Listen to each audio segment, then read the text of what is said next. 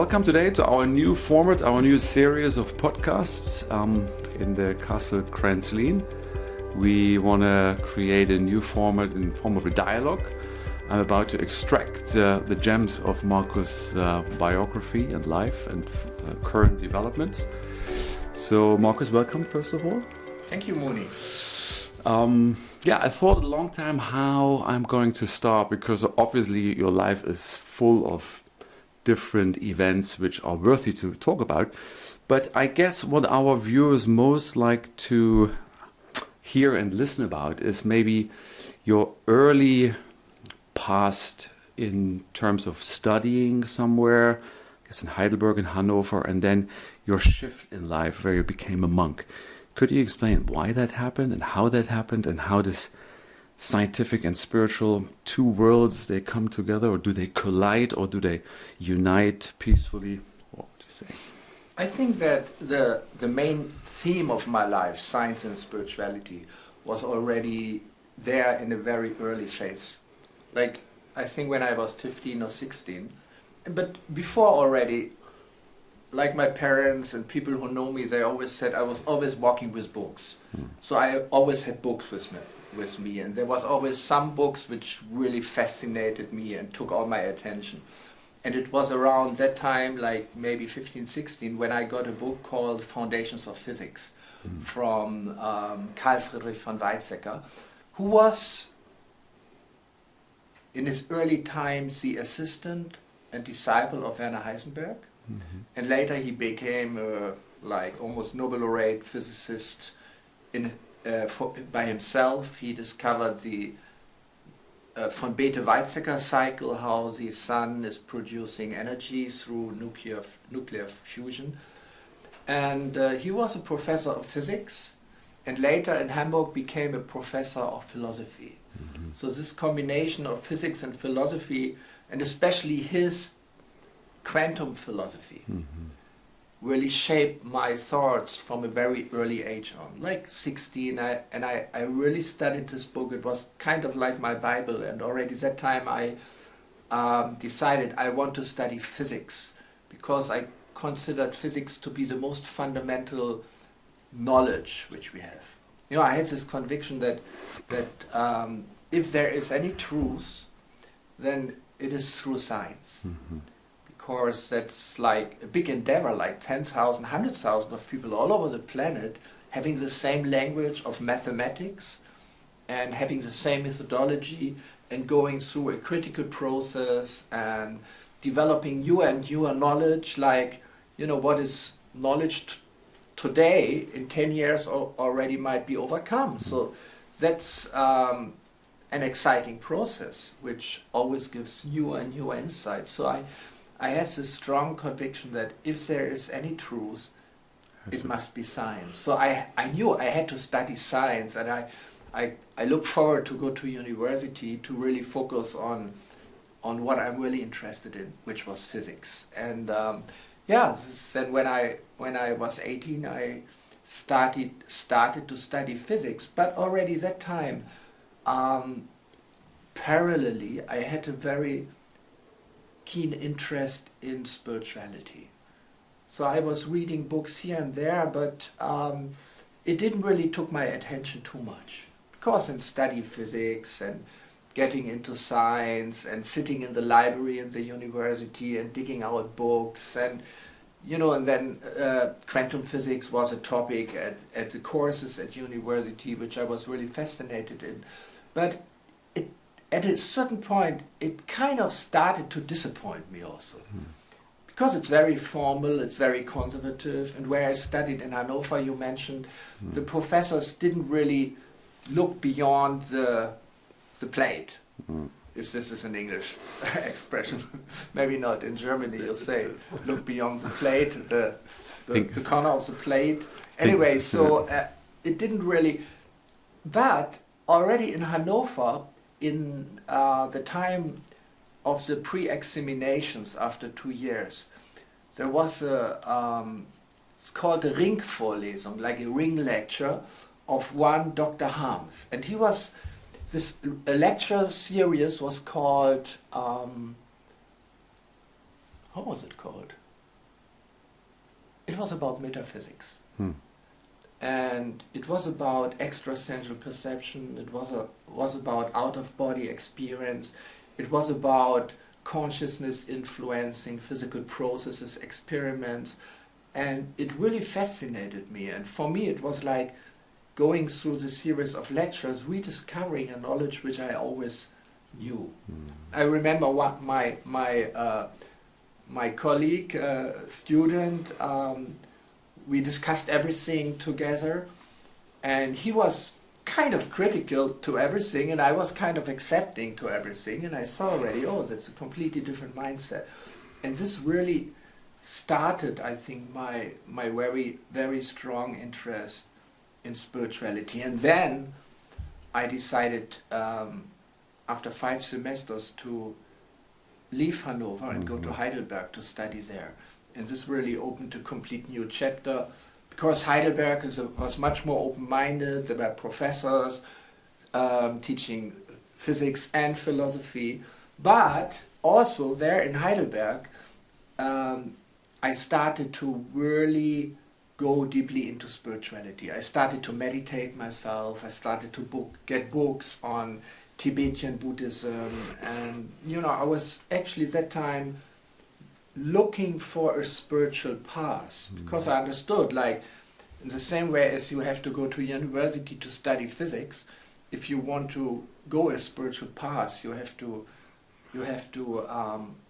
go also through a certain discipline, and that's not offered anywhere. So, how to proceed, and I kind of came to the conclusion that I need a spiritual teacher. I need a spiritual master. And I had this romantic idea that if I meet him, I will just follow this person and, whatever, go to India, go to China, wherever it leads me. So this was the situation in Heidelberg that time. Wow. So that was, you could say that was almost like a marriage of your scientific thinking or approach and the spiritual side. How would you say that united? Because you could say studying on one side and then becoming a monk are 2 different lifestyles. Or would you say, especially maybe also then later on, did it unite in a harmonious way where you feel like you could take the principles of your spiritual period of life now into your practical life? I mean, you need a basis for everything. Like for science, you need a basis, and I'm really happy I studied physics, because it was the basis for many things which I later did, and especially what I'm doing now. And in this way I also needed a basis for my spiritual life. So I met a few spiritual teachers, but nobody really convinced me. And it took me some time to find the right path for me. I don't say I found the one path which everyone should follow, but I found the right path for me, which fascinated me and which encouraged me to undergo a strong discipline, like studying physics for 4 or 5 years. In the same way, I thought I have to dedicate maybe 4 to 5 years at least to the study of the spiritual path. And this was then the decision. For a time, I studied physics and practiced my spiritual discipline parallelly to each other. But at one point, for me, it was clear I need to really focus 100%. And this was a decision, I think, when I was 21, that I decided to become a monk and go to India and follow this path, the spiritual path, the Vedic spiritual philosophy, in the same intensity as I did physics before. So this was maybe a period of... Actually, I never really stopped in my interest of science and physics. And later when I met my spiritual teacher, and after maybe 1.5 years, I received initiation, which is something like, being accepted as a disciple in a certain spiritual discipline. He gave me 2 books as a present. One was a spiritual book, which was very fascinating. It said, this is for your personal meditation. And the other was a book called The Synthesis of Science and Religion. It was a conference report on a conference on science and spirituality, which took place in India, where the Dalai Lama was there, and different Nobel laureates of physics, professors from many disciplines came together to discuss about the synthesis of science and spirituality.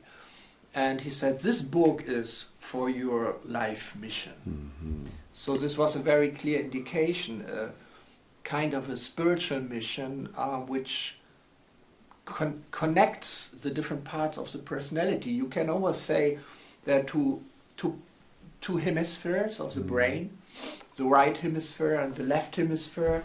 So one is logical, one is rational, one is based on external data and sensual experience, and the other is more internal, is more qualitatively, is more spiritual, is more emotional. So that's, I think, a basic asymmetry which we have, and that's really fascinating. That asymmetry, this kind of polarity, is the basis of stability. If the left and the right hemisphere would be same, we as a human being would not be as creative, would not be as productive and even as stable as a species. So I think this strong polarity which I had in my biography, first immersing into science 100% and then 100% for many years into spirituality, needed this integration. And after 4 or 5 years, then I decided to, I even went back to university in Heidelberg to complete studies which I haven't completed, and this initiated a process where I think it was 1996, now it's almost 30 years ago, 1996, when I found the International Institute of Biophysics by Professor Fritz Albert Popp and Dr. Marco Bischoff, who at that time was the general secretary. He's still a good friend. And I joined the summer school of this institute at a very scenic place, at a nuclear rocket place in West Germany. And it was a really fascinating gathering of multidisciplinary scientists from China, from Israel, from Russia, from Germany, from Canada. Emilio del Giudice was there, and Mikhail Liebkind, and many really exciting scientists discussing about what happens if you apply physics to biology.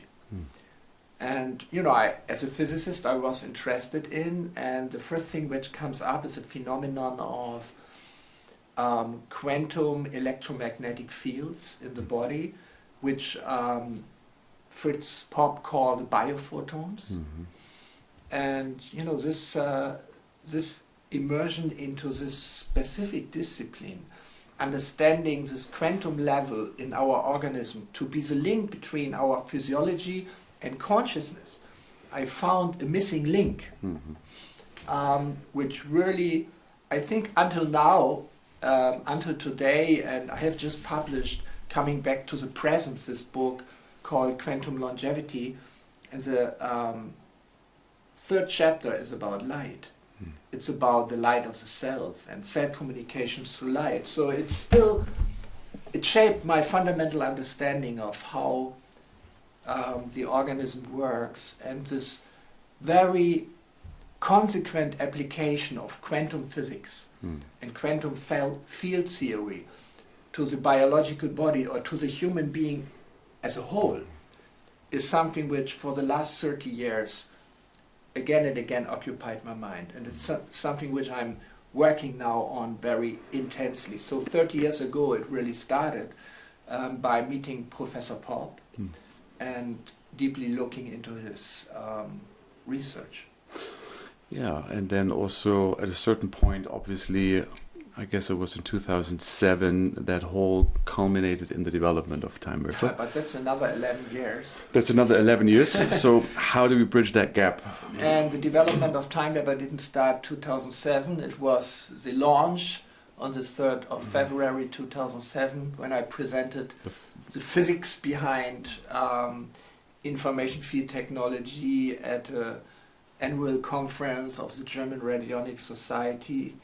And yeah, but this was the result of A huge more than preparation. 10 years ongoing research. And it was 1998, 2 years after I met Pop, that I met another really very significant person in my life who shaped my scientific understanding a lot and helped me with the integration of science and spirituality.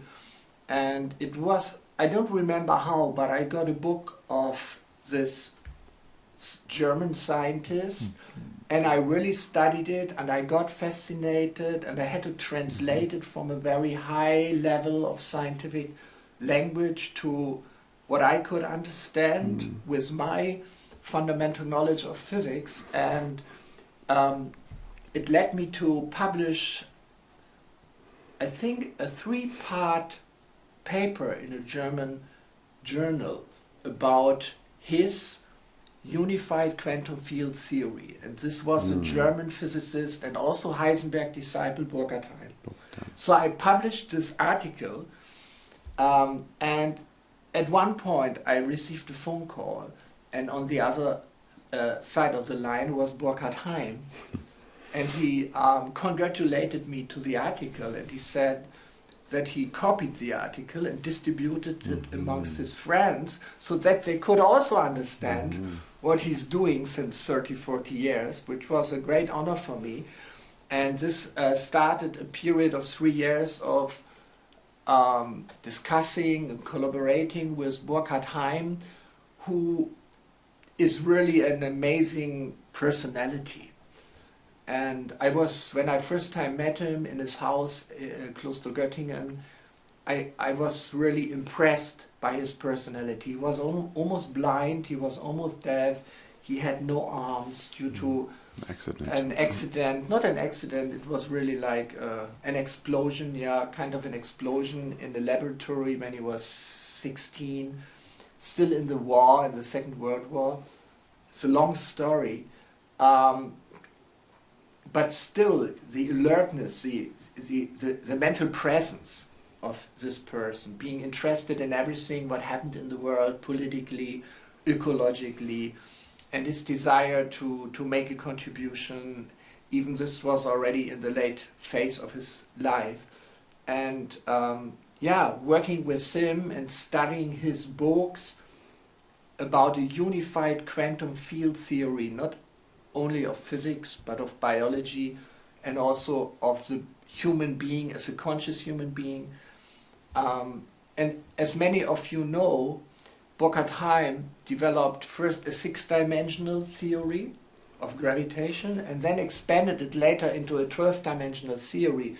So this shaped my understanding of what I later called the information field to a very, very large extent, because he's introducing 2 additional dimensions, the 5th and 6th dimensions, beyond the time, which is the 1st dimension, the 4th dimension. And these 2 dimensions are less of an physical, material, energetic character, but more of an informational character, of a structural. They were more like order parameters. But he introduced them as additional dimensions. So I kind of popularized his work, and his work gave me a very clear direction for my own research. And that time already I knew I want to put it into something practical, not just leave it on a level of theory. Like even Burkhard Hein, he for decades he worked on realizing a technological application of his theory, more in the field of gravitation. He wanted to overcome gravitation and levitate, having constructed devices which could be used for interplanetary travels which very much annoyed Werner Heisenberg and Carl Friedrich von Weizsäcker, his teachers at the university in Göttingen.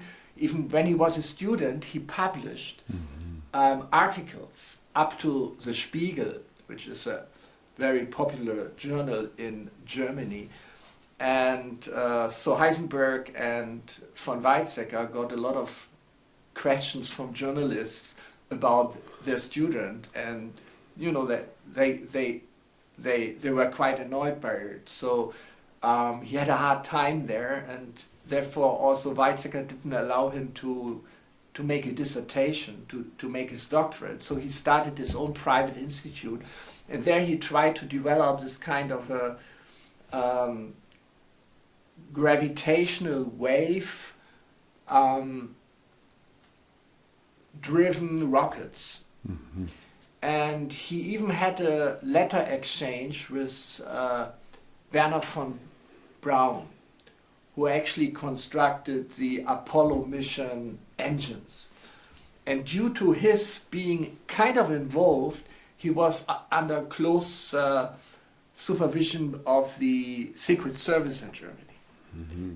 And they were afraid that his knowledge would get into the hands of the enemy, the Soviet Union. So this was a very interesting thing, but not for Weizsäcker and Heisenberg. They didn't like it at all. So he had a hard time in the academic world to establish himself, because with Heisenberg and Weizsäcker as your opponents, you don't have a chance. So he started his private institute, but he never really succeeded to fund his experiments. So therefore I started early, when maybe 2000, to transfer these insights into the informational dimensions of life, into technology. So first experiments I started already 2001. This was the year when in January Burkhard Heim passed away, which kind for me was, you know, something like, what is this in English, an Auftrag?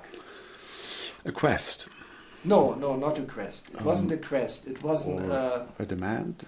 No, it's something like I felt the duty, a task, to take this knowledge which I received from Burkhard Heim and really transfer it into something practical and good for humanity. And because I saw that his discovery about the higher dimensional aspects of life and consciousness were so fundamental and profound that it had to be used in the service of a higher goal. But how to do it? And I thought the best way would be to create something which works on this basis, to convince the people that there is this informational dimensions of life. There is the consciousness level of reality, which is influencing the material, the physical and the biological, as we experience it every day, that our consciousness actually controls our physical and biological nature. But in science it's not established. So going the scientific way creates too much opposition. But creating a technology which works, people would just accept and use. And this was the starting point for a long time of developments, where I had to also get in contact with another interesting scientific tradition, which was the Russian tradition of Erwin Schnoll and Nikolai Kozyrev, two very eminent scholars and physicists, astrophysicists, who were also looking into this informational background of physics and biology. And this gave me practically the technological insights, which then helped me to construct this, what I at that time called an interface between consciousness and matter, based on physical noise generators, physical quantum noise generators, which, according to the research of Professor Robert Jahn and Brenda Dunn from the Princeton Pearl Lab, which I already found at the Hannover University Library, 1984, when I started to study there, I found already a paper written by the Harvard quantum physicist Henry Stapp, another very famous guy, who was trying to explain these experiments in terms of quantum physics. This is experiments from Robert Jahn and Brenda Dunn, which demonstrated that conscious intention could influence physical random processes, which normally would have a random distribution, but which would show a little bias towards the direction which the conscious intention would intend.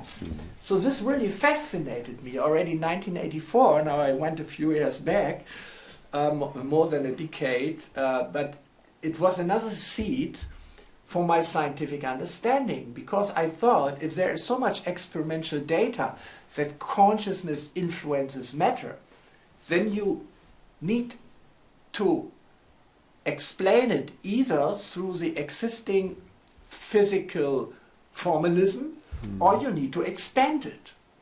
But you cannot just ignore the data. And Henry Stapp made the same point in this paper. He said, there is this strange data, this anomalies, anomalies, this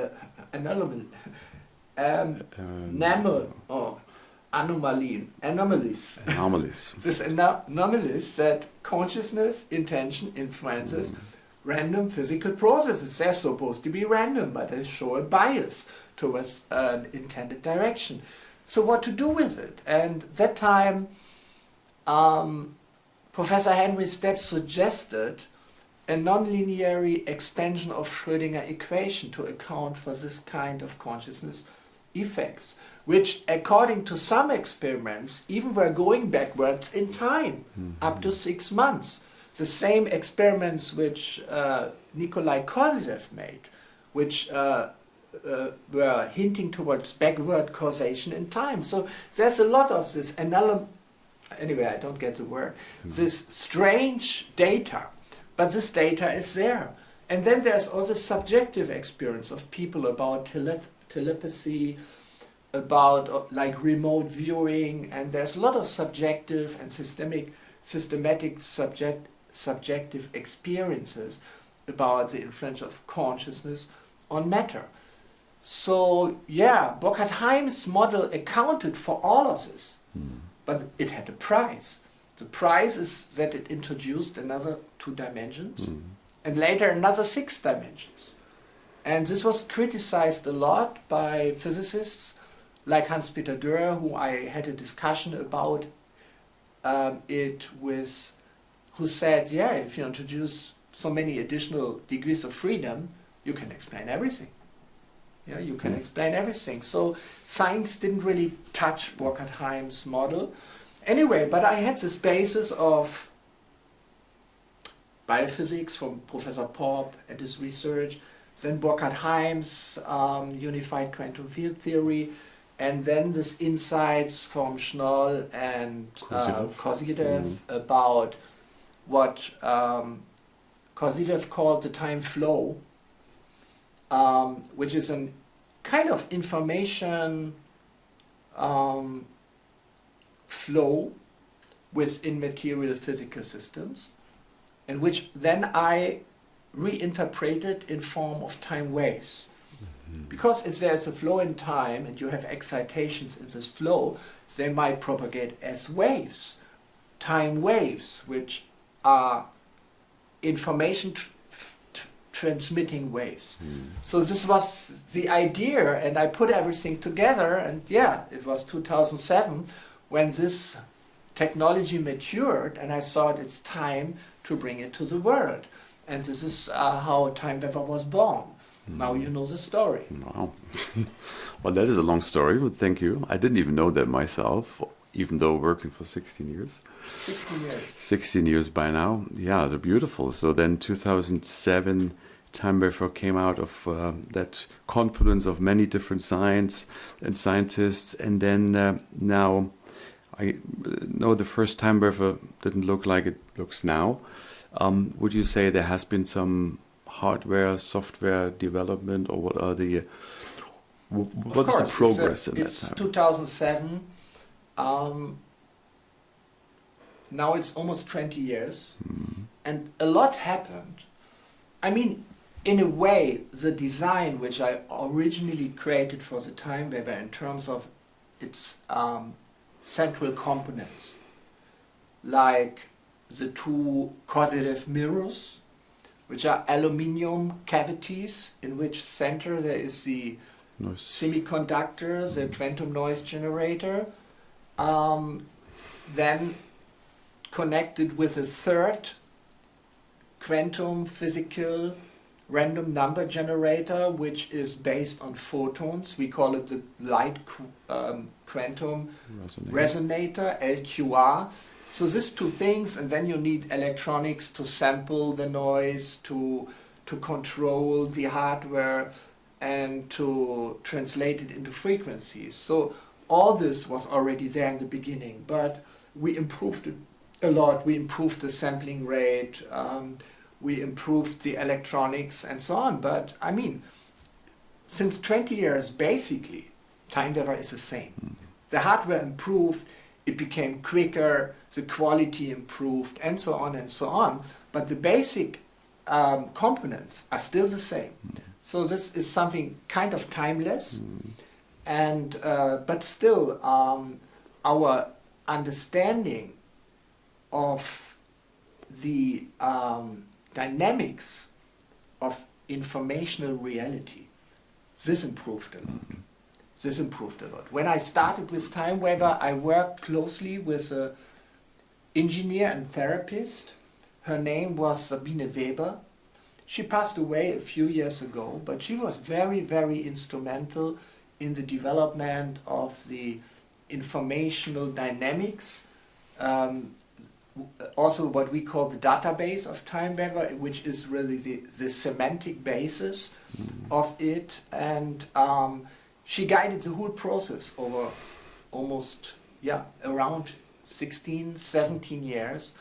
And we are very grateful to her.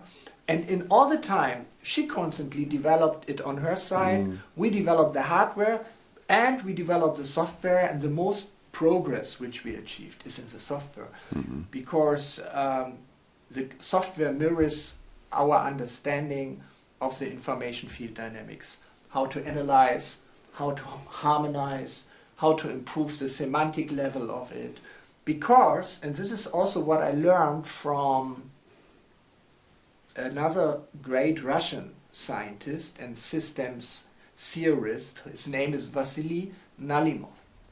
I first time heard about Nalimov from Professor Pyotr Gayayev, who visited us here. He's a biologist. He visited us here in Castle Kranzlin more than 10, 15 years ago.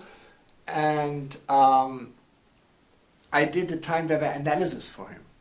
And he had a translator with him, who was also his medical doctor. And when I showed him the results of the Time Weaver analysis, so-called, it was an organ coherence analysis, as we that time called it, he said, this result you can only achieve by doing many, many tests, inclusive genetic tests. How is it possible? How is it possible? And I said, oh, this is an information field analysis which works purely on the basis of the semantics in our database. Means we have a database of meanings, of words which carry meanings. And through the quantum noise generator, we contact this level, this semantic level of reality, which is an aspect of the information field. And I explained to him my vision, and at one point he said, oh, Marcos, you're a pure esoteric. And he said, I don't mean it as an assault, but I mean it in the tradition of the Russian scientists who have never had a problem with going into the esoteric realm, but based on very strong methodology and good disciplinary science. And he said, your thoughts are very similar to Vasily Nalimov. So I memorized his name, and I got a few books here in the cupboards. I have a few books of Nalimov. you don't get them anymore, but they're even, in the antiquariat you might still get Nalimov's book. And he already, I don't know, 20, 30 years ago, he defined what he calls the semantic vacuum. Because there is a physical vacuum, and whole quantum field theory is based on the understanding of the vacuum. That the vacuum is the lowest energetic state, and it's a state of highest symmetry, and then everything here, like physical particle, elementary particles, atoms, up to complex biological organisms, are kind of excitations of the vacuum. They are like excited oscillations of the vacuum states, and with certain quanta of energy. So that's the physical vacuum. But he said, to account for the reality of consciousness, you also need a semantic vacuum. A vacuum which is a potentiality not of energy but of meaning. This is the meaning of semantic vacuum. A vacuum, a space based on meaning. And he said that the interaction of these two types of spaces, the physical space and the semantic space, that they interact through geometry. And that time I didn't really understand what it means. But this was a clue for me for my work which I'm doing nowadays. Because I came back to my original discipline of physics, of quantum physics and quantum field theory, and I got very, very fascinated by another very important scientist, who I consider to be one of the most important scientists and physicists of the last 30 years. And his name is Professor Giuseppe Vicello from the University of Salerno. We met him 4 years ago in Naples when I visited a laboratory of a common friend, Dr.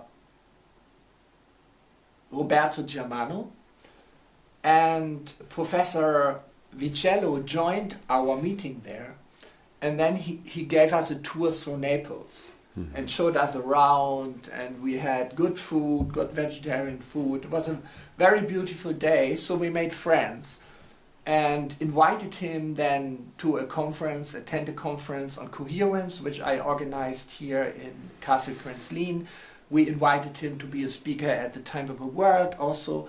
And we had many interactions, discussions with him, and webinars and so on.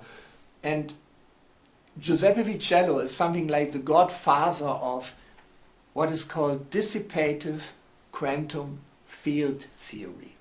So quantum field theory is the most advanced physical theory, everything based on symmetries.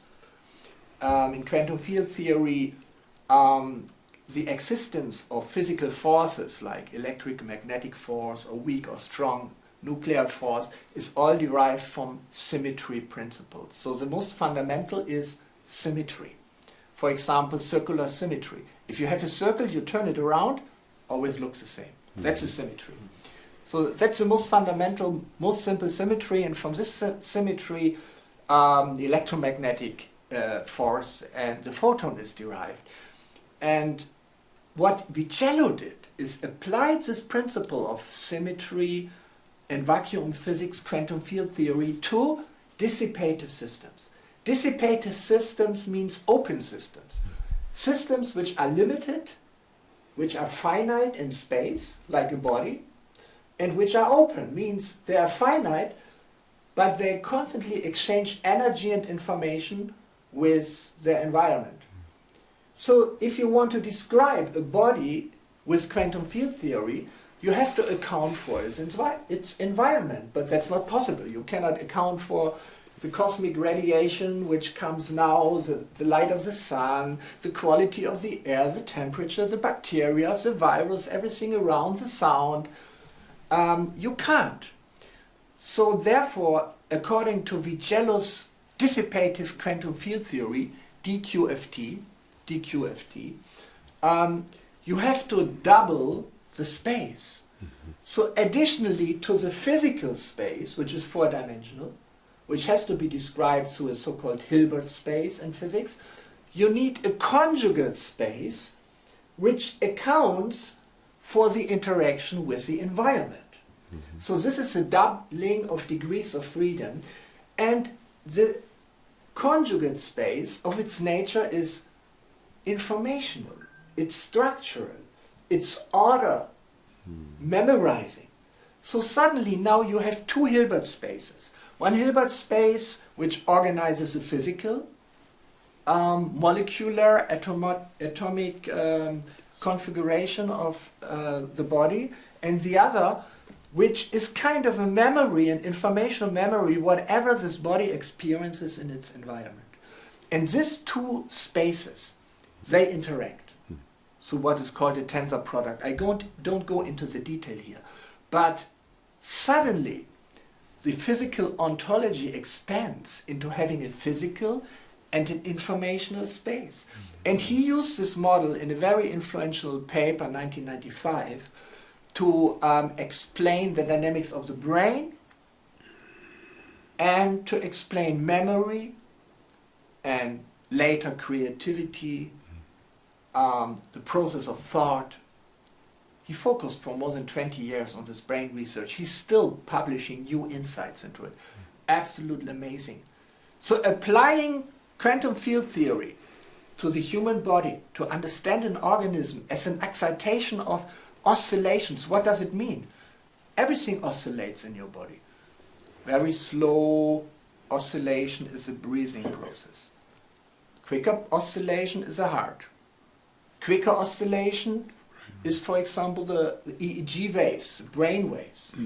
Quicker oscillations, for example, in the area of 100 Hertz, is the oscillations of the cell membrane, of the ion channels. And then you go up to kilohertz oscillations of the mitochondria and the microtubules, going up to megahertz oscillations of the water, gigahertz, again, microtubule oscillations. So it's almost a continuous spectrum of frequencies which make your body. And you are embedded into the oscillations of the Earth, which goes through days and months and years and so on, the circadian rhythms of light. And this spectrum of frequencies, the frequencies are individual modes through which the informational body communicates its order to the physical body. So they communicate through frequencies. And this already that time gave me a new fundamental understanding of what we are doing with time waver, and which was later then, 2017, developed the Healy, which is a small frequency variable which conquered the world basically in the last 10 years. So this is such a fundamental, profound insight of Giuseppe Vicello. And now, coming to the presence, I mean, we went through when I became a monk 40 years ago, to where I developed time wavers 30 years ago, started the Vedic Academy 30 years ago, when I met Professor Popp, then 20 years ago, developed time waver. 10 years ago I developed Healy, really focusing on frequencies, but that time not knowing why it works. We knew it works because we got so much feedback from our time waver and Healy users, and we did so many studies. We did now 6 or 7 placebo-controlled studies with frequencies, of which, except one, all the other were giving statistically significant results over placebo. So we know frequencies work, but why do they work? Now I understand it, finally, which is really my new research based on the work of Professor Giuseppe Vicello, but now not only applying it to the brain and to certain aspects of the body, like the water in the body, which is a big percentage of the body, up to 70%, but to the whole organism. So I spent my time now doing research and developing a mathematical physical formalism which describes the whole body through dissipative quantum field theory in 12 fields of life. So this is the program of this book, Quantum Longevity, which has just been published 3 weeks ago, but I'm already getting a lot of feedback on it, and it's actually readable, so there's no mathematical formulas inside. On the first 400 pages, just in the appendix, you find the mathematics, but if you don't like mathematical formulas, you don't have to, you don't have to touch the appendix. So this book is a very, very practical insight about what can quantum physics do for longevity and health. And this is practically the manifesto for my next 10 years at least of research and technological developments, which I also invest into Time Waver, where we're developing new software modules, and now we are even developing new hardware devices which put this new understanding of life into technology. Because I believe if you develop technology which works and people experience that it works, that's the best way to bring your ideas to the world. Wow, that was a story. Very good. Yeah, I was just thinking of, would you be able to give us a little bit of a preview of what will come? Because you said about there maybe some new software, some new hardware development.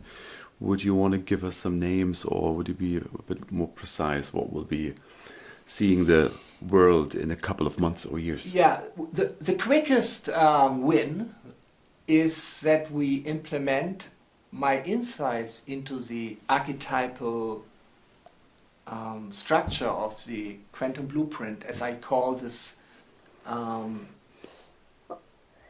this structure which emerges when the information and the physical bodies, when they shake hands, when they overlap each other, they create a so-called ordered structure of vacuum states.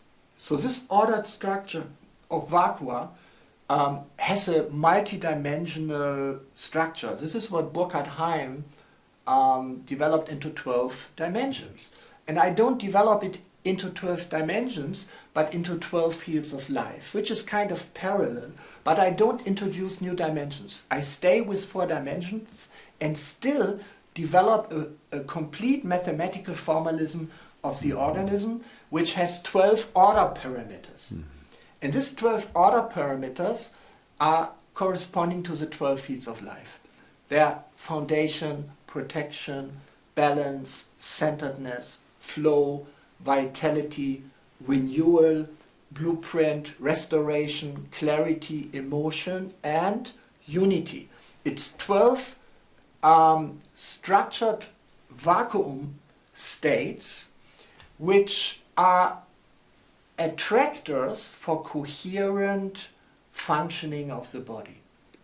So there are different levels on which our body functions, like vitality is the mitochondrial production of ATP, of energy, or renewal is the process that old cells die and are renewed, autophagy, mitophagy, senescence, and so on. So each of these fields of life is one biological pathway, but it also related to psychological, emotional, energetic states like meridians and so on. So all these insights into the archetypal structure of the quantum blueprint, into the structured order of the vacua, which is the underlying lowest energy and highest order state of reality and of our biological body. This I put into a module of Time Waver, which will be called Quantum Longevity. And then I'm in the process of developing a new technology called the Quantum Longevity Companion, which will be a small tracker which you carry like an armband with you, which is constantly tracking your coherence. I defined a new index called BCI. the biological coherence index, which can be calculated for many different parameters, which you can measure at the pulse. Like temperature, like heart rate variability, like movement, and which will give you a clear feedback of your coherent state, of your connection to the quantum blueprint. And then, on the basis of this, feed your body with light and magnetic impulses of multi-frequencies. So this is a dynamic new device which I'm in the process of developing, but this will take some time. But 2026, all of this will manifest, and the basis of this is all described in the Quantum Longevity book. Wow, Marcus, I think this could be a good natural end of our first pod. Yeah, I think so. I think so. Thank you for your questions. I was mainly listening because I'm fascinated myself, because I see you every day giving webinars, and every time I feel there's a new fountain of inspiration coming out of you. Yeah, like I find something new in my life, in my past, all the time. Because this is what presence is. Everything what, everything confluences from your past. All the different impulses you get, you combine in a creative way, and this gives a future. So it's always a combination of your story, your narrative, and then the creative insights which you have in this moment. Beautiful. Thank you so much, and we are looking forward to part 2.